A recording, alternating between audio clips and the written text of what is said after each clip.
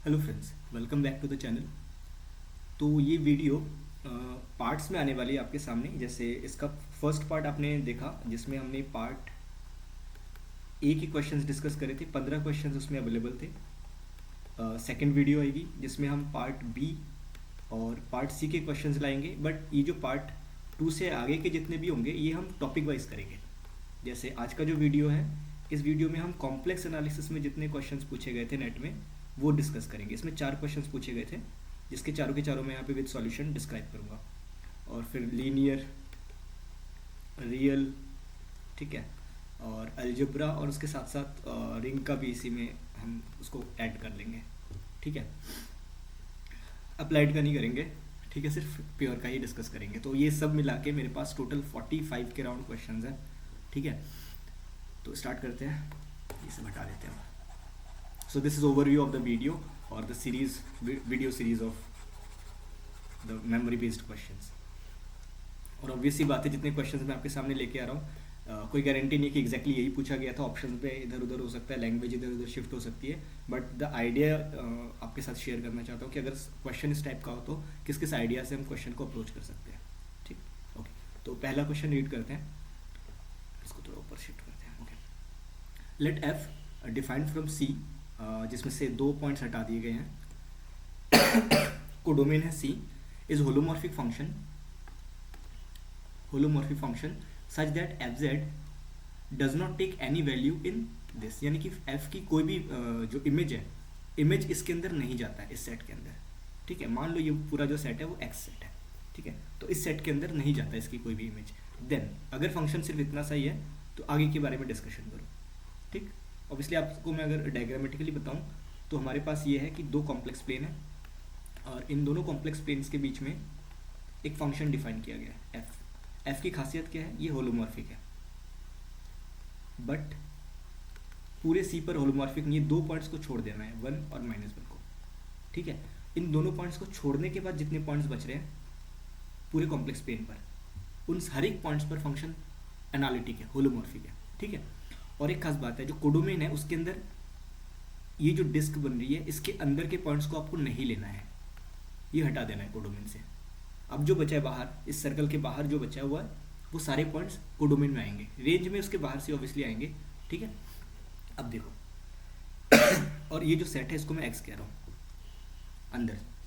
ठीक है, क्वेश्चन पर डिस्कशन करते हैं। फिर पूछ रहा है अगर फंक्शन उस तरह से डिफाइंड हो तो ऑप्शन ए कह रहा है F has removable singularity at 1 and -1। तो ऐसे फंक्शन के पास रिमूवेबल सिंगुलरिटी होगा 1 और -1 पे।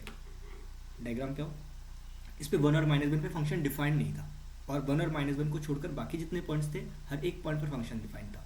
तो कह रहा है कि 1 और -1 पर फंक्शन के पास रिमूवेबल सिंगुलरिटी होगा, तो पहले तो इस बात पर डिस्कशन होना चाहिए क्या पक्का सिंगुलरिटी भी होगा इस फंक्शन के पास इन पॉइंट्स पर जहाँ पे फंक्शन डिफाइंड ही नहीं है।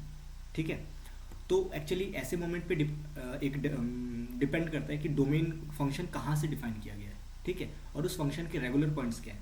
तो एक डेफिनेशन दोबारा देख लेते हैं एक बार सिंगुलरिटी की।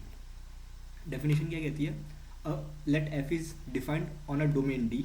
ठीक है, डी सबसेट है सी का, किसी पर्टिकुलर डोमेन पे डिफाइंड है, कुछ भी हो सकता है सी का subset. If Z not is a point of C, Z not कोई भी सी का पॉइंट है और सी जरूरी जेड नॉट के अंदर हो, ऐसा जरूरी नहीं है। इज अ एंड इफ कह रहा है, if this Z not is a limit point of the set of regular points of F. F के जितने रेगुलर पॉइंट्स है, रेगुलर पॉइंट कौन से पॉइंट्स होते हैं, डोमेन के वो सारे पॉइंट्स, डोमेन के वो सारे पॉइंट्स जिसके अराउंड हमेशा एक नेबरहुड मिलता है और उस नेबरहुड का हर एक पॉइंट हर एक पॉइंट पर फंक्शन एनालिटिक होता है, सॉरी डिफरेंशिएबल होता है। ठीक है, okay, but Z not is not regular itself, then Z not is set to be a singularity of F. ठीक, मतलब क्या है कि कोई पॉइंट सिंगुलर पॉइंट कब कहलाता है, जब उस पॉइंट के वो वाला पॉइंट खुद रेगुलर पॉइंट ना हो, वो पॉइंट खुद रेगुलर पॉइंट ना हो, बट उस पॉइंट पर उस वो वाला पॉइंट जो है उस फंक्शन के लिमिट पॉइंट्स का लिमिट पॉइंट हो, उस फंक्शन के रेगुलर पॉइंट्स का लिमिट पॉइंट हो वो पॉइंट। ठीक है, और वो डेफिनेशन यहाँ पर भी फिट बैठ रही है। कैसे, यहाँ पर देखो हमारे पास ये दोनों 1 और -1 पॉइंट है। सपोज एक बार के लिए 1 ले लो, 1 को डिस्कशन करते हैं। ठीक है, -1 विल बी डिस्कस्ड सिमिलरली। तो जैसे 1 पॉइंट है, अब 1 खुद पे तो 1 is not regular, the 1 point 1 is not regular point of F, ठीक है। वन एफ का regular point, one is not regular, one is not regular point of F, ठीक है। यानी कि वन के आसपास, वन और वन के आसपास कोई भी नेबरहुड लोगे तो उसके अंदर हर एक पॉइंट पर फंक्शन डिफरेंशिएबल नहीं है, क्योंकि वन पे ही नहीं है, ठीक है, क्योंकि वन पे डिफाइंड ही नहीं है, तो आप रेगुलरिटी की बात भी नहीं कर सकते डिफरेंशिएबिलिटी की, ठीक है। Okay, so one is not a regular point, but उसके आसपास आप जो सेट बना हुआ है, कोई भी नेबरहुड लोगे उसके अंदर, तो वन जो है उस इसको एन कह लो, इस सेट को जो डिस्क बनाया है, तो एन का लिमिट पॉइंट हो जाएगा वन, लेकिन वन खुद में रेगुलर नहीं है, तो इसका मतलब क्या हुआ, one is not a regular point but it is limit point of the set of regular points of F. तो one is what, one is a singularity, तो इसके जो सिंगुलर पॉइंट्स होंगे उसके अंदर सेट ऑफ सिंगुलरिटी में one तो आ जाएगा, सिमिलरली माइनस वन भी आ जाएगा, है ना, क्योंकि वन खुद रेगुलर नहीं है, बट उसके आसपास जो नेबरहुड है उन नेबरहुड है, और उस नेबरहुड का हर एक पॉइंट वो है डिफरेंट, उस हर एक पॉइंट पर फंक्शन डिफरेंशिएबल है, क्योंकि फंक्शन दे रखा था होलोमॉर्फिक, यानी एनालिटिक दे रखा था पूरे सी पर, सिर्फ दो पॉइंट्स को छोड़कर, ठीक है। तो इस फंक्शन के पास दो सिंगुलरिटी है, और ये दोनों पॉइंट्स कैसे, आइसोलेटेड पॉइंट्स हैं, ठीक है। यानी कि जो सिंगुलरिटी है वो कैसी है, आइसोलेटेड टाइप है, आइसोलेटेड। अब फंक्शन दे रखा है आपके पास एनालिटिक, ठीक है, यानी कि इसके आसपास कोई भी पॉइंट लो उस पर इमेज हमेशा पक्का एग्जिस्ट करेगी, उसका लिमिट एग्जिस्ट करेगा, वन पे नहीं, माइनस वन का नहीं पता, लेकिन उसके आसपास कोई भी होगा तो उसका लिमिट एग्जिस्ट करेगा। इसका मतलब क्या है, अगर लिमिट एग्जिस्ट, अच्छा अगर सपोज करो ये आइसोलेटेड है, अगर पोल, अब पॉसिबिलिटी क्या है कि इसके पास रिमूवेबल सिंगुलरिटी भी हो सकता है, पोल भी हो सकता है, और असेंशियल सिंगुलरिटी भी हो सकता है। इन दोनों की खास बात होती है पोल और असेंशियल की, अगर किसी पॉइंट पर अल्फा पर पोल या असेंशियल है तो फंक्शन उस पॉइंट पर अनबाउंडेड हो जाता है, ठीक है। लेकिन इधर ऐसा कुछ नहीं, हर एक फंक्शन पर जो पॉइंट है वो जो है लिमिट एग्जिस्ट कर रही है उसकी, उसके नेबरहुड में एग्जिस्ट करे तो उधर भी एग्जिस्ट करेगी पक्का, ठीक है। आई होप आप समझ पा रहे हो मैं क्या कह रहा हूँ, ठीक है। तो यहाँ से आप एक चीज़ पूरी पक्का पता लगता हो कि S is the set of removable singularity of F. Essential भी नहीं हो सकता और पोल भी नहीं हो सकता, वो रिमूवेबल, दोनों पॉइंट्स कैसे हैं, रिमूवेबल सिंगुलरिटी है। अच्छा, अब यहाँ से कंक्लूजन निकालो, चाहिए फिर ऑप्शन ए सही कर लो पहले, तो option A will be correct, F as removable singularity at one and minus one. बाकी ऑप्शंस के लिए आगे डिस्कस, अच्छा फिर सी इनकरेक्ट हो गया एक ही बार में, पोल भी नहीं होगा, असेंशियल भी नहीं होगा। आगे डिस्कशन करते हैं, अगर इन दोनों पॉइंट्स पर फंक्शन के पास रेगुलर रिमूवेबल सिंगुलरिटी है तो क्या होगा। दिस इम्प्लाइज कि limit z tends to 1 F Z, ये लिमिट एग्जिस्ट करेगी, पक्का एग्जिस्ट करेगी, तो वो सपोज करो अल्फा है, और what is alpha, some complex number, and इसके साथ साथ एक दूसरा कॉम्प्लेक्स नंबर भी एग्जिस्ट करेगा जब फंक्शन माइनस वन की तरफ टेंड करेगा, say this limit is beta, और what is beta, beta is some another complex number, ठीक, ये होगा। अब देखो आइडिया, डिफाइन करो एक function, define a function g from where, from C, पूरे सी पर डिफाइन कर रहा हूँ मैं, f कहाँ से डिफाइन था, f था पूरे सी पर, लेकिन उसके अंदर दो पॉइंट्स रिमूव थे। अब मैं एक नया फंक्शन डिफाइन कर रहा हूँ सी से कहाँ पे डिफाइन कर रहा हूँ, पूरे सी माइनस इस पे, ठीक है। ये सेट कौन सा है, सी माइनस एक्स, ये सेट एक्स था ऊपर वाला ना, ये एक्स दिख रहा है, ये एक्स, ठीक है, पूरे सी में से एक्स पे डिफाइन कर रहा हूँ। लेकिन अब जो अल्फा बीटा था, अभी जो नए दो पॉइंट्स हैं, वो पॉसिबिलिटी उनकी ये है कि वो अल्फा बीटा इसके अंदर भी हो सकते हैं, बाहर भी हो सकते हैं, कहीं पे भी हो सकते हैं, वो पूरे सी के अंदर, ठीक है। तो अब मैं क्या कर रहा हूँ, क्योंकि पॉसिबिलिटी ये थी इसके अंदर अगर होगा तो उस एक्स को तो मैंने हटा दिया ना कोडोमेन से, तो उसको फिर मैं इंक्लूड कर लेता हूँ इधर, यूनियन अल्फा बीटा, ठीक, ओके। तो अब मेरा जो कोडोमेन है जी के लिए, जो कोडोमेन बना है वो क्या बना है, पूरा सी जिसमें से ये येलो वाला पोर्शन हटा दिया गया है, और पॉसिबली दो पॉइंट्स ही उसके अंदर और इंक्लूड करे गए हैं, कौन से जो इमेजेस थी अल्फा और बीटा, ठीक है, उन दोनों को। अब देखो जी की खासियत देखो, जी को डिफाइन कैसे कर रहा हूँ, define this and this as G Z equals to F Z. Function G की वैल्यू एफ के साथ मैच करेगी अगर जेड बिलोंग करेगा सी माइनस, सॉरी ये जेड माइनस वन था ना, जेड माइनस वन, और फिर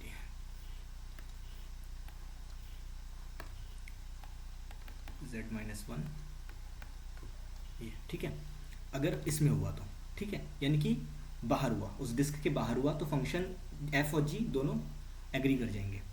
और जी की वैल्यू अल्फ़ा होगी जब जेड की वैल्यू 1 होगी, और जी की वैल्यू बीटा हो जाएगी जब जेड की वैल्यू -1 होगी। अब इस जी को ऑब्जर्व करो, ठीक है। अब जो जी बना है क्लियरली मैं यहाँ पे सीधे क्लेम कर सकता हूँ जी इज एंटायर फंक्शन। कैसे? क्योंकि एफ ऑलरेडी हमारे पास एनालिटिक दिया हुआ था, सिर्फ 2 पॉइंट्स को छोड़कर 1 और -1 को।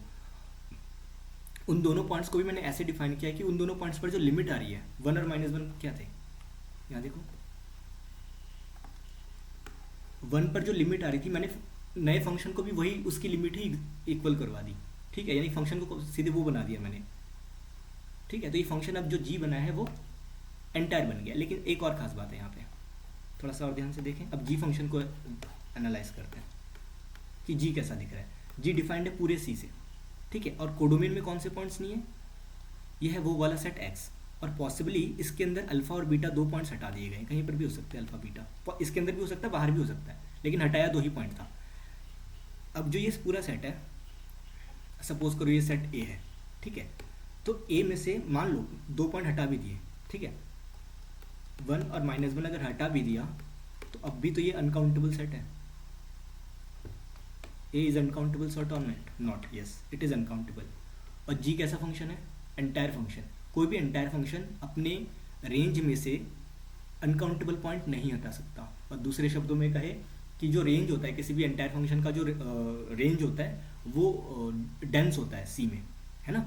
लेकिन ये सेट डेंस नहीं हो सकता क्योंकि ये पूरा का पूरा डिस्क गायब कर रहा है, ठीक है। तो ये अब लिवलिस थ्योरम अगर आप अप्लाई करोगे तो वो क्या कहता है इस सिचुएशन में? सो बाय लिवलिस थ्योरम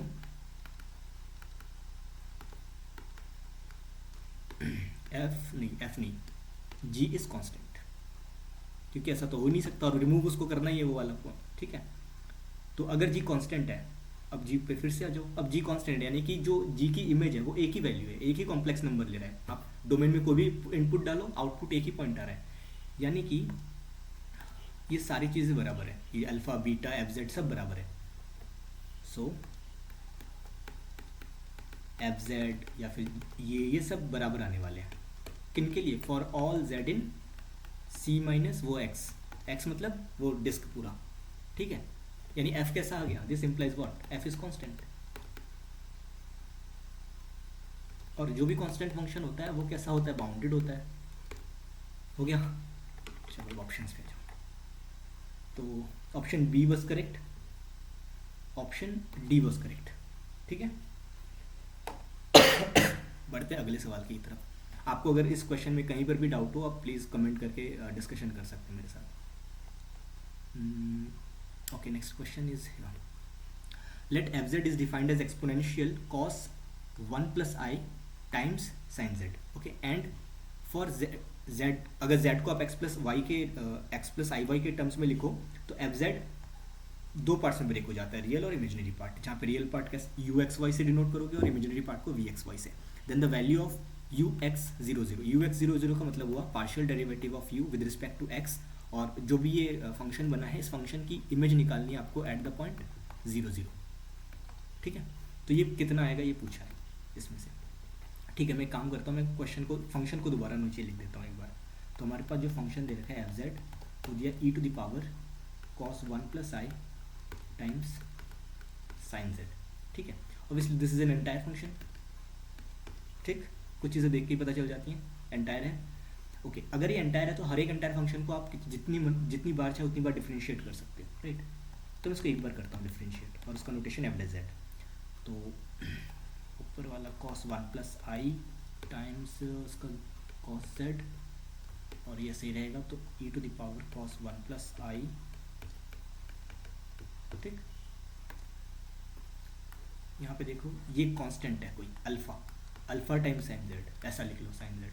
तो ऊपर कांस्टेंट है तो कांस्टेंट बाहर आ गया ये, है ना। और साइन जेड का डेरिवेटिव cos z, ई की पावर कोई भी हो जाए, कोई भी f हो जाए, ई की पावर इसका जो डेरिवेटिव होता है e⁻f और इंटू एफ डैश, ऐसा होता है ना। e⁻f इंटू एफ डैश, ये समझ में। यानी ई की पावर अगर f हो तो और इस फंक्शन का डेरिवेटिव निकालना हो तो ये होता है e⁻f इंटू एफ डैश। तो e⁻f यानी e⁻ जो भी चीज़ था वो पूरा लिख दिया मैंने यहाँ पे इंटू एफ डैश, और जो ऊपर था उसका फिर से डेरिवेटिव, जो ऊपर था वो ये है alpha into sine Z, alpha constant था तो उसको एज इट इज़ लिख दिया, और साइन जेड का फिर से डेरिवेटिव हो गया कॉस। ठीक, इसको डाल देते हैं आगे। देखो एक चीज़ और हमें पता है कि एफ डैश जेड को आप बहुत तरीके से लिख सकते हो। अगर हमारे पास, यहाँ पे साइड में लिख देता हूँ फिर मैं इसको, अगर आपके पास F equals to U plus I V है, और यू और वी जो है एक्स और वाई के फंक्शन है, तो जो फंक्शन होता है डेरिवेटिव का, उसको आप चाहे एक्स के रिस्पेक्ट में डिफ्रेंशिएट करो तब भी चल जाता है, वाई के रिस्पेक्ट में करो तब भी चल जाता है। ठीक है, जो डेरिवेटिव है। ऐसे सेकंड डेरिवेटिव का भी होता है सिस्टम, कि अगर आप सेकंड डेरिवेटिव निकाल रहे हो तो उसको एक्स एक्स कर लो, और फिर आई वी एक्स एक्स कर लो, ये सब सेम होते हैं उधर से आके। ठीक है, अब यहाँ पर इस कॉन्सेप्ट को यहाँ पे अप्लाई कर लो। तो मैं एफ डे जेड को, अच्छा ये क्या दिया हुआ था, जो डेरिवेटिव था, जो फंक्शन था हमारे पास, उसने कहा था कि फंक्शन का एक्सप्रेशन ना आप U plus U X Y plus I V X Y ऐसा कर सकते हो। तो जो डेरिवेटिव होगा उसको मैं एक्स के रिस्पेक्ट में डेरिवेटिव करता हूँ, U X plus I V X. ठीक, कर सकता हूँ। अब मैं एक काम करता हूँ, इस फंक्शन के जो डेरिवेटिव है इसकी वैल्यू जीरो पर निकालता हूँ। जीरो मतलब जीरो प्लस जीरो आई, तो मुझे क्या मिलेगा, यहाँ पे पुट करो तो मुझे मिलेगा cos one plus I into cos zero into E to the power cos one plus I into sine zero. This is equals to U X zero zero plus I V X zero zero, right. यानी F dash zero, zero plus zero I को मैं zero लिख रहा हूँ। यहाँ पे आ गया cos one plus आई, cos zero की वैल्यू वन, ठीक, और ऊपर है साइन जीरो की वैल्यू जीरो होती है, जीरो इससे मल्टीप्लाई होके ऊपर पूरा का पूरा जीरो बन जाएगा, और E to the power zero is one, तो इसके साथ अल्टीमेटली वन मल्टीप्लाई हो गया। And this expression is equals to U X zero zero plus I time V X at zero zero. ठीक, ओके। हमें निकालना क्या था क्वेश्चन में, हमें यू एक्स जीरो जीरो की वैल्यू निकालनी थी, यानी कि हमें चाहिए सिर्फ इसकी वैल्यू। व्हाट इज दिस, ये क्या है, this is real part of F dash zero, right. ठीक है, तो नाउ मैं एक काम ऐसे ही कर लेता हूँ कि real part of F dash zero is what, real part of cos one plus I, है ना। इस पूरे एक्सप्रेशन का रियल पार्ट निकालने का मतलब है इस पूरे एक्सप्रेशन का रियल पार्ट निकालना, यानी इस पूरे एक्सप्रेशन का रियल पार्ट निकालना। तीनों एक्सप्रेशन सेम है इस वजह से। अब मेरा फोकस इस पे है, आंसर यही है मेरा। ये क्या है, this is you X zero zero, तो रियल पार्ट ऑफ ये निकालना है। अब कॉस वन प्लस आई यानी कॉस ए प्लस बी का फॉर्मूला लगाओ। कॉस ए प्लस बी का होता है cos A cos B minus sign A sine B. Finally output आएगा वो रियल पार्ट आएगा, ठीक है। ओके, नाउ कॉस वन ऐसे ही रहने दो। अब कॉस आई, ठीक है, कॉस आई को क्या लिख सकते हो, ई टू द पावर, या तो एक काम करते हैं इसको, एक सेकेंड शॉर्टकट कर लो, हाँ हो जाएगा। कॉस, इसको करो, एक काम करो, एक चीज़ आपको पता होगी, इधर साइड लिख देता हूँ, cos Z equals to E to the power I Z plus E to the power minus I Z upon two. ठीक, इसको अप्लाई करते हैं, तो इसको लिख सकते हो E to the power I times one plus Z plus E to the power minus I one plus I divided by two. ठीक, इसका रियल पार्ट आउटपुट आएगा, ऊपर मल्टीप्लाई कर लो तो आ गया माइनस वन प्लस आई और plus E to the power minus one one minus I divided by two equals to real part of. अब यहाँ पे E to the power minus one into E to the power I लिख सकता हूँ plus E to the power one into E to the power minus I divided by two, real part of. अब E to the power minus one को मैं बाहर रख लेता हूँ, और ई की पावर आई, आपको ये भी पता है कि ई की पावर क्या कहें, ई की power A X is equals to cos X plus I sine A X, है ना, cos A X plus I sine A X, ये एंगल पूरे उसमें होता है, ठीक है, वो वाला अप्लाई कर रहे हैं। तो आई है यानी कि रियल पार्ट जीरो है और इमेजिनरी पार्ट का कोफिशिएंट ये है, यानी कि cos one plus I sign 1, ठीक, ये इसका आ गया, और प्लस ई की पावर 1 था, और ई की पावर माइनस आई है, तो cos of -1 plus I times sign of -1 divided by 2। तो रियल पार्ट निकालना है इसका। अब यहाँ पे अलग अलग कर लो, ई टू द पावर -1 cos 1 और फिर प्लस ई की पावर 1 cos 1 और प्लस आई टाइम्स ई की पावर -1 साइन 1 माइनस ई साइन 1। ये साइन -1 लिखा था तो नेगेटिव साइन बाहर आ गया उस हिसाब से, and this whole divided by 2। अब यहाँ पे रियल पार्ट आपको दिख रहा होगा कि ये वाला है, ठीक है, तो उसको बाहर ले लो, तो इसका सिर्फ रियल पार्ट ही एक्सट्रैक्ट होकर बाहर आ जाएगा, यानी ई की power -1 cos 1 plus E cos 1 divided by 2। cos 1 common ले लो, तो जैसे ही cos 1 को बाहर ले लोगे तो एक 2 भी बाहर आ जाएगा पूरा पूरा, तो आपके पास बचेगा ई इनवर्स प्लस ई, ठीक है। और एग्जाम में दिया हुआ था ऑप्शन इस तरह से, जो कि सेम है, ठीक है। अब ये एक्सप्रेशन आपको दिख रहा होगा यहाँ पे कहीं पे ऑप्शन डी में, so option D is correct answer, ठीक। Okay, come to next question. Let F is entire दे रखा है सच दैट वो फंक्शन इसको इस रिलेशन को सेटिस्फाई कर रहा है for all Z in C, F Z equals to F of I Z, then which of the following is true. वो कह रहा है सीधी सीधी कि ऐसा फंक्शन हमेशा कांस्टेंट होगा, देख के तुरंत हो सकता है तो लगा क्या जो हाँ कांस्टेंट होगा, लेकिन option A is not correct, ठीक। एक फंक्शन कंसीडर करो F Z is equals to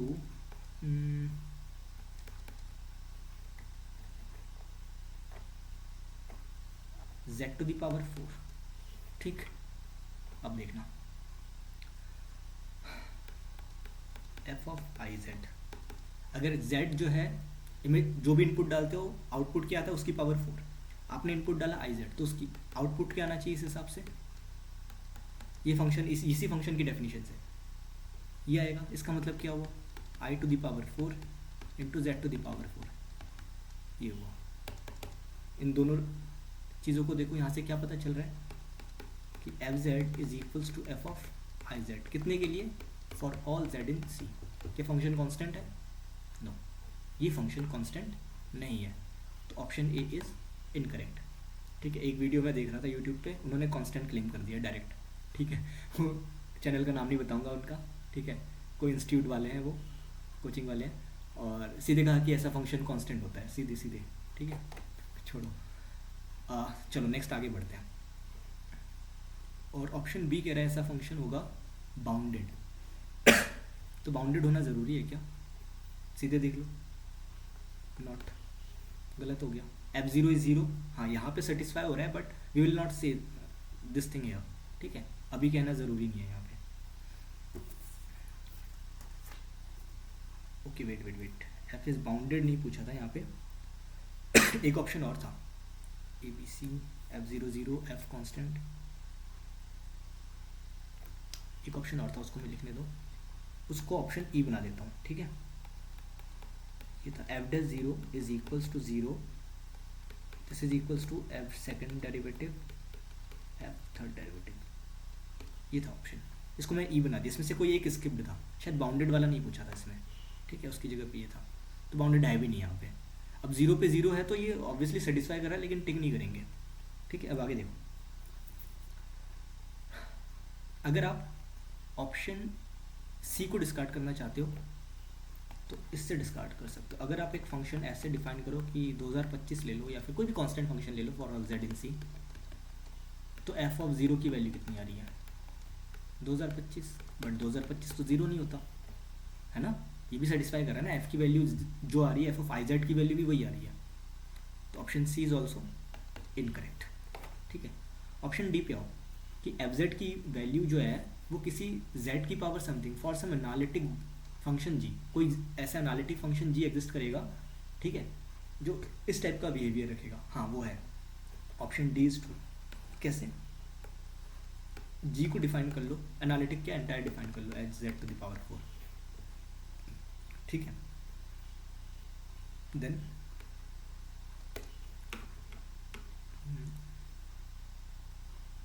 F जो है उसकी किसी फोर्थ पावर, हाँ हो गया, क्या लिख रहा था, 100 लिख रहा था मैं, जी ऑफ जी को आइडेंटिटी ले लें तो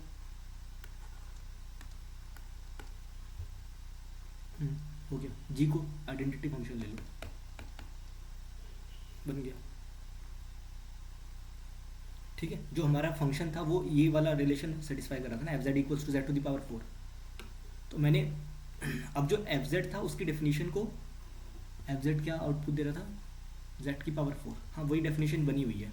तो क्या ऐसे बीच में कोई फंक्शन जी एग्जिस्ट करेगा, वो पूछ रहा था, हाँ ये कर दिया मैंने, आइडेंटिटी फंक्शन बना दिया जी को जो इस रिलेशन को सेटिस्फाई करे। तो ऑप्शन डी, डी था ना ये, हाँ D is also correct. Existence पूछा था तो एग्जिस्ट कर रहा है, अगर एग्जिस्टेंस में एक भी आपको कहीं से भी एग्जाम्पल मिल गया तो एग्जिस्टेंस में वो ऑप्शन ट्रू हो जाता है। अब आ जाओ ऑप्शन ई पे।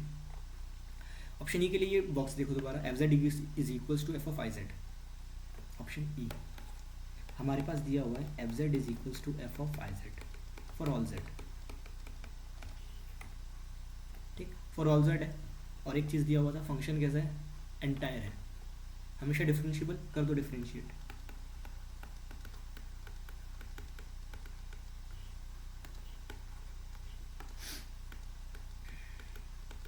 कर दिया, ओके। एक बार और डिफरेंशिएट करो,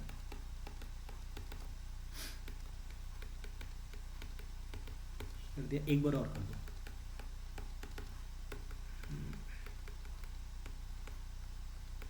ठीक है।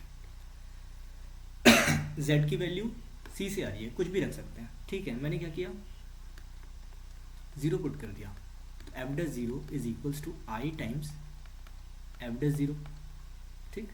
यहाँ से क्या मिला, इसी को सॉल्व कर रहा है, तो F dash 0 minus I times F dash 0 is equals to 0, उसको इधर लेके आए इक्वलिटी के। अब देखो 1 माइनस आई कॉमन ले लो। अब मुझे बताओ दो चीज़ें, ये है और ये है, सी होता है फील्ड, सी क्या होता है, फील्ड होता है। किसी भी दो कॉम्प्लेक्स नंबर्स का प्रोडक्ट तभी 0 हो सकता है जब उन दोनों में से कोई एक 0 हो। तो एक है 1 माइनस आई और एक है एफ डैश 0, 1 माइनस आई के भी 0 हो नहीं सकता, तो इसको 0 होना पड़ेगा। तो कौन है पक्का 0, एफ डैश 0 ही 0, इसको नोट कर लो, ठीक है। कहीं पे जो रिजल्ट आया है कि एफ डैश 0 की वैल्यू क्या है, 0 है। अब मैं इसको क्योंकि मिटाने वाला हूँ, ठीक।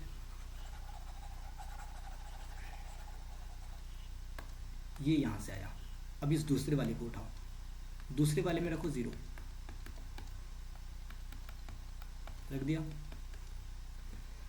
z की वैल्यू 0 कर रहे हैं क्योंकि सारे z के लिए सेटिस्फाइड है, उसको इधर लेके आओ, तो फिर आ गया ये, दिस इम्प्लाइज कि 2 times F dash 0 is equals to 0, 2 कभी 0 हो नहीं सकता, तो f की सेकंड डेरिवेटिव 0, यहाँ से क्या आया, second derivative at 0 is 0। Similarly third वाला करो,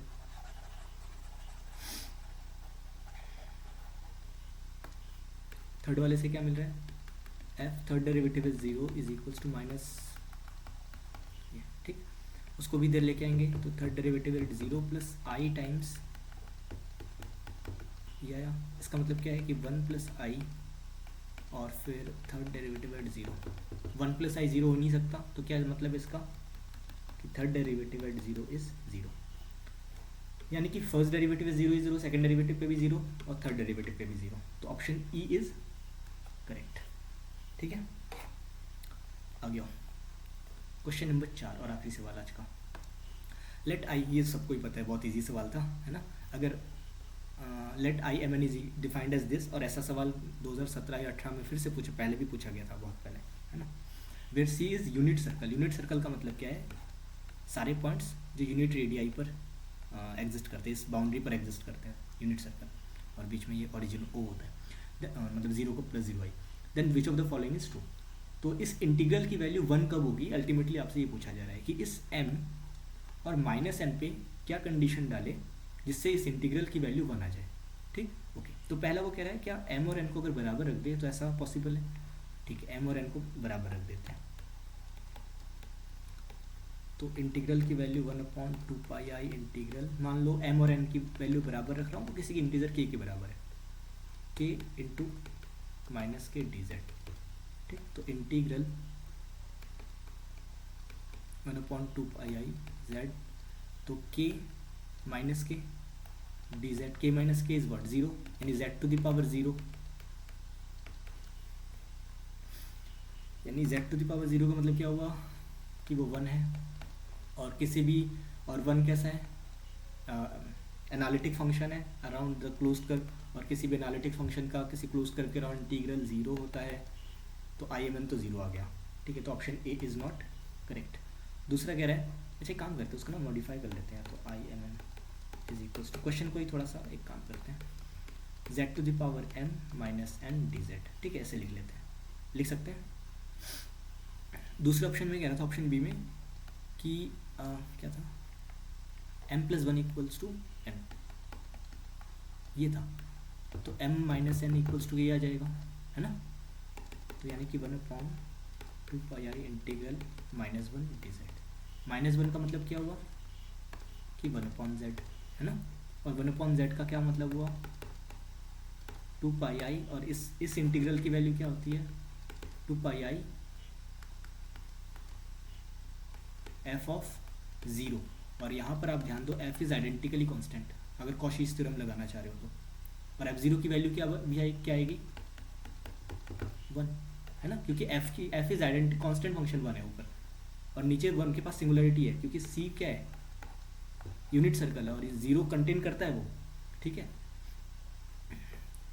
तो यहाँ पर इससे तो ये कैंसिल हो जाएगा और f0 की वैल्यू आ जाएगी 1। ऑप्शन सी में हो m is equals to n plus 2, option C में m is equals to n plus 2, z to the power m minus N D Z था।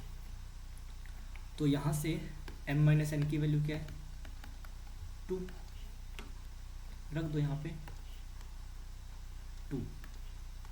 ये कैसा फंक्शन है एनालिटिक, कोई सिंगुलरिटी नहीं है सी में, तो जब एनालिटिक फंक्शन के अराउंड इंटीग्रल करोगे 0। ऑप्शन डी में आओ, ऑप्शन डी में है m equals to n plus 3, m equals to n plus 3, m equals to n plus 3। यहाँ से m माइनस एन की वैल्यू हो गई 3, m माइनस एन की वैल्यू 3। ये फिर से कैसा फंक्शन है एनालिटिक फंक्शन है, हो गया 0। तो जो इंटीग्रल है उसकी वैल्यू सिर्फ ऑप्शन बी में ही बना रही है और बाकी सब में 0 0 आ रही है। ठीक, आई होप आपको इसको में समझ में आया होगा, और अगर किसी क्वेश्चन में डाउट है या कुछ भी आप कमेंट कर लो, फिर हम मैसेज में डिस्कशन कर सकते हैं। ठीक है, thank you for watching the video, like subscribe और शेयर कर दो अगर पसंद आया हो तो, फिर मैं उससे और मोटिवेट होऊंगा कि यार अच्छे से और सॉल्यूशन बनाना है अगले लीनियर कॉम्प्लेक्स और अलजेब्रा जो भी बचा कुछ है। ठीक है, खूब सारे क्वेश्चंस हैं मेरे पास collected. Okay, thank you for watching the video.